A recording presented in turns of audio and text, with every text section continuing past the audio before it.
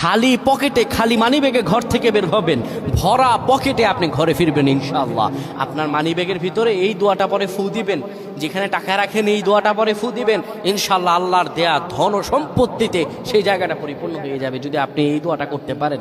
এক ভাই সৌদি আরবে থাকেন, উনি এই দোয়াটা পরে ফজিলত পেয়েছেন, আল্লাহর কসম করে বলেছেন উনি এটার ফজিলত পেয়েছেন। শুধু তাই নয়, পৃথিবীর বুকে অসংখ্য মানুষ আল্লাহর ওপর ইয়াকিন করে এই আমলগুলো করেছেন এবং ফলাফল পেয়েছেন। আপনিও পাবেন ইনশাআল্লাহ। আপনার মানিব্যাগে, আপনার যেখানে টাকা রাখেন সেই জায়গায় এই দোয়াটা পরে আপনি ঘর থেকে বের হয়ে যাবেন কাজের উদ্দেশ্যে, আল্লাহ তাআলা কাজ মিলিয়ে দিবেন। ব্যবসার উদ্দেশ্যে বের হয়ে যাবেন, আল্লাহ ব্যবসাতে সফলতা দান করবেন।